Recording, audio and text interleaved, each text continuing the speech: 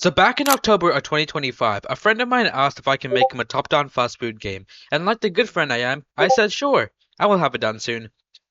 Now about that, I may have delayed the project slightly, but that's alright. Today we're going to start on the fast food game, and I'm actually going to finish it. Hopefully. First, I needed to create the sprite textures, starting with the main character. I was inspired by the art style in the game Kindergarten, and so I tried to adapt a similar style. 10 minutes passed by, and eventually I'm left with this. Okay, I understand he's built like a capsule, but he looks employable. Then came the NPCs, and 30 minutes later, I had made about 8 characters in total. So we can start scripting now, right? Wrong.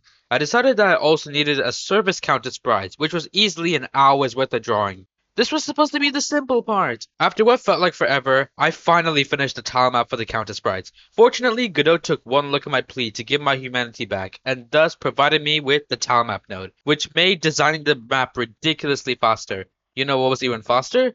Godot's character controller. I easily got the player movement done in just 3 minutes. You know what's something that you could do in 5 seconds? Hit the subscribe button. Please, I'm begging you. We're so close to 2,000 subscribers, but I keep dropping back to 1.89k. Please subscribe! Anyways, I felt satisfied with my progression, but all good things must come to an end, and I decided I was ready to get back into drawing. I mean, not really, but like my opinion isn't a factor in this development. 2.5 hours pass, and I've created a raw patty, a cooked patty, frozen fries, cooked fries, frozen nuggets, cooked nuggets, lettuce, tomatoes, onions, a cheese slice, buns to put the ingredients in. That's what she said. A grill, a fry basket, a lettuce basket, a tomato basket, an onion basket, a cheese basket, a bun basket, and freezers.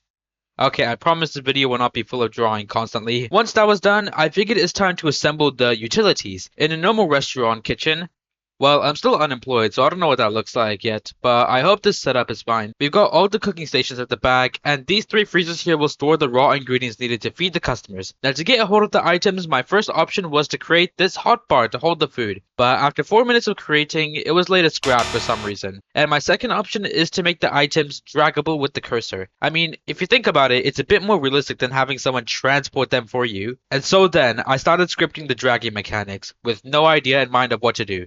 I'll be fine though. After that was done, I tried it out with the patties, but that's when... What the heck? Why is it just flying by itself? I first assumed it was a bug, but that's the easiest assumption to make, so of course it wasn't that. It felt like Godot was personally challenging me and laughing in my face. So what do you do when your game engine is making your life harder? And so I opened up Google, and that's when I realized the problem was how I was handling the object's location. You see, the object's location is determined by this position value prior to the levels node, which is why it ends up imitating a tags auditor. Instead, the solution is to change the global position, as this is the location in the whole scene, rather than just level. Looking back, I was amazed at how one simple change was all I needed to fix my problems. Unfortunately, there were problems ahead without having one simple solution, because I'm not done with the food yet. Or at least, the patties. You really think I'm just gonna chuck a raw patty at a customer and charge them for it? I mean, it'd be pretty cool once in a while, but the government would murder me for it. So I committed to give the grills the functionality they deserve. And that's when I thought it would be good to add in this placement system, where you can place the food on the grills, and this timer here will tell how long each food has been cooking for. Okay, so in theory, this patty should just be able to cook. And now we just gotta wait.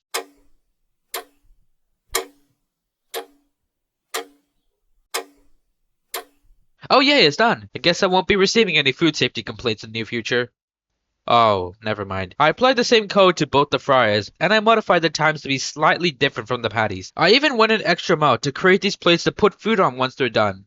Or at least, I wish you could, but the placement system was kind of bugging out. Sometimes the food would just vanish into thin air when you put it down, which is definitely, well, something you don't want to happen. So I spent a few hours on implementing a failsafe and modifying the collision boxes. Eventually, I successfully managed through it. Now you can cook without having to worry about your food disappearing outside the metaverse. Unfortunately though, the progress I made so far has taken numerous days. I didn't realize this project would be much bigger, so it's time for one final addition before I wrap up this video and delay it for longer. Surely my friend won't mind, right? Well, right now we're going to finish with assembling the actual burger. When I first made the burger model, I had 7 sprites inside that would display each ingredient. But then that begs the question, how will we transport each topping to the burger? So I scrapped the idea, and I figured that the best solution is to create a node that will act as each layer. Depending on which basket you drag, its corresponding ingredient will show. And now with the script done, we try to build a burger. Yep, it actually worked.